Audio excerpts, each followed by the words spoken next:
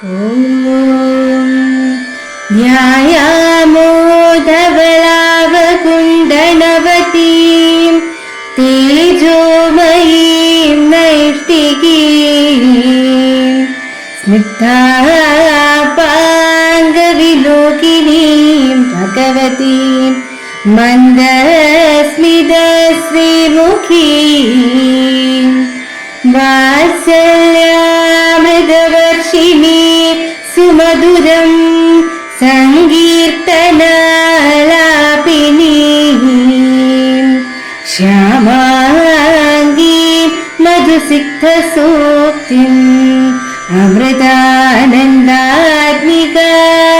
ഈശ്വരീം ഗജാനനം ഭൂതഗണാതിസേവിതം കവിത്തജംബൂഫലസാരഭക്ഷിതം ഉമാസുതം ശോകവിനാശകാരണം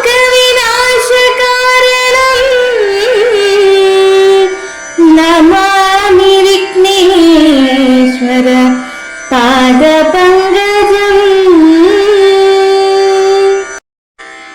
കൂജന്തം രാമ രാമേതി മധുരം മധുരാക്ഷരം ആരുഹ്യ കവിതാശാഖാം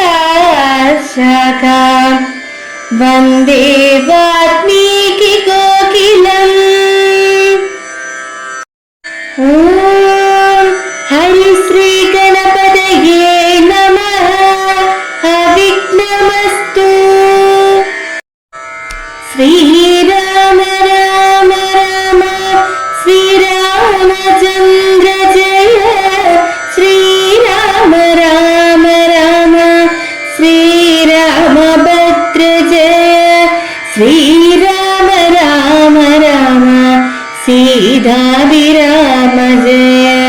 ശ്രീരാമ രാമ രാമ ലോകാഭിരാമ ജയ. ശ്രീരാമ രാമ രാമ രാവണാന്തക രാമ. ശ്രീരാമ മമ ഹൃദി രമതാം രാമ രാമ. ശ്രീരാഘവാത്മാ രാമ. ശ്രീരാമ രമാപതി. ശ്രീരാമ രമണീയ വിഗ്രഹ നമോസ്തുതേ. ശ്രീരാമ രമണീയ വിഗ്രഹ നമോസ്തുതേ. നാരായണായ നമോ നാരായണായ നമോ നാരായണായ നമോ നാരായണായ നമ. നാരായണായ നമോ നാരായണായ നമോ നാരായണായ നമോ നാരായണായ നമ. ശ്രീരാമനാമം പാടി വന്ന പൈങ്കിളിപ്പെണ്ണേ, ശ്രീരാമചരിതം നീ ചൊല്ലിടുമടിയാതെ. ശാരിക പൈതൽ താനും വന്ദിച്ചു വന്യന്മാരെ. ശ്രീരാമസ്മൃതിയോടെ പറഞ്ഞു തുടങ്ങിന. രാവണഭഗിനിയും രോദനം ചെയ്തു. പിന്നെ രാവണനോട് പറഞ്ഞിടുവാൻ നടകൊണ്ടാൾ. സാക്ഷാലഞ്ജന ശൈലം പോലെ ശൂർപ്പണഖയും രാക്ഷസരാജൻ മുമ്പിൽ വീണുടൻ മുറയിട്ടാൾ. എന്തിതു മനസ്സെ ചൊല്ലിയിടെന്നോട് പരമാർത്ഥം. ബന്ധമുണ്ടായതെന്തു വൈരൂപ്യം വന്നിടുവാൻ. ശക്രനോ കൃതാന്തനോ പാശിയോ കുബേരനോ ദുഷ്കൃതം ചെയ്തവൻ തന്നെ ഞാൻ ഒടുക്കുവൻ. വ്യക്തം മാനുഷനല്ല രാമനെന്നതു നൂനം. ഭക്തവത്സലനായ ഭഗവാൻ പത്മേക്ഷണൻ. മുക്തിദാനീകമൂർത്തി മുകുന്ദൻ മുക്തിപ്രിയൻ. ദാതാവു മുന്നം പ്രാർത്ഥിച്ചൊരു കാരണമിന്നു. ഭൂതലേ രഘുകുലേ മർത്യനായി പിറന്നിപ്പോൾ. എന്നെ കൊല്ലുവാൻ ഒരുമ്പെട്ടു വന്നാണെങ്കിലോ. ചെന്നു വൈകുണ്ഠരാജ്യം പരിപാലിക്കാമല്ലോ. അല്ലെങ്കിലെന്നും വാഴാം രാക്ഷസരാജ്യമെന്നാൽ. അല്ലലില്ലെന്നുകൊണ്ടും മനസ്സിൽ രൂപിച്ചാൽ കല്യാണപ്രദനായ രാമനോടേൽക്കുന്നതിൻ എല്ലാ ജാതിയും ഒന്നും മടിക്കേണ്ട ഞാനൊന്നുകൊണ്ടും.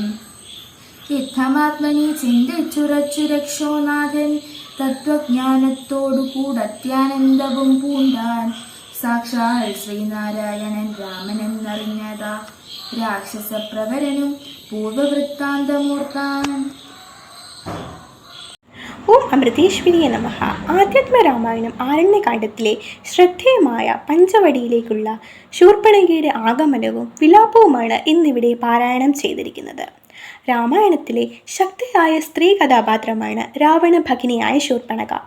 രൂപം കൊണ്ടും സ്വഭാവം കൊണ്ടും ഉഗ്രരൂപിണിയായ അവൾ തൻ്റെ ഇഷ്ടപ്രകാരം വിവാഹം കഴിച്ച് വിദ്വജ്ജിഹന്റെ മരണത്തിന് ശേഷം സ്വൈര്യവിഹാരിണിയായി സഞ്ചരിക്കുന്ന സമയത്ത് പഞ്ചവടിയിൽ എത്തിച്ചേരുന്നു. അവിടെ വെച്ച് തേജസ്വികളായ രാമലക്ഷ്മണന്മാരെ കാണുകയും തൻ്റെ ആഗ്രഹപൂർത്തീകരണത്തിനായി അവരെ സമീപിക്കുകയും ചെയ്തു. എന്നാൽ രാമലക്ഷ്മണന്മാർ അവളെ പിന്തിരിപ്പിക്കാൻ ശ്രമിക്കുകയും അവരുടെ ശരീരഭാഗങ്ങൾ പീഡിപ്പിക്കുകയും ചെയ്തു. അപമാനിതയായ ശൂർപ്പണഖ രാവണന്റെ സമീപത്തേക്ക് എത്തുന്നു. സഹോദരന്റെ സമീപം എത്തിയ ശൂർപ്പണഖ സീതാദേവിയുടെ അഭൗമമായ സൗന്ദര്യത്തെക്കുറിച്ച് പറഞ്ഞ് രാവണനെ പ്രലോഭിപ്പിക്കുന്നു.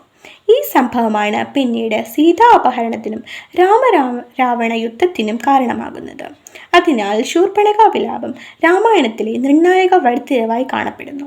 ഒരേ സമയം വ്യത്യസ്ത സ്വഭാവങ്ങൾ പ്രകടിപ്പിക്കുന്ന ശൂർപ്പണഖയെ പോലെയുള്ളവരെ ഇന്നത്തെ സമൂഹത്തിലും നമുക്ക് കാണാൻ കഴിയും. അപമാനിതയായ സ്ത്രീയുടെ പ്രതികാരം എത്ര കരുത്തേറ്റതും വിനാശകരവുമാണെന്ന് ശൂർപ്പണഖ വൃത്താന്തം നമ്മെ പഠിപ്പിക്കുന്നു. ഓം നമഃ ശിവായ.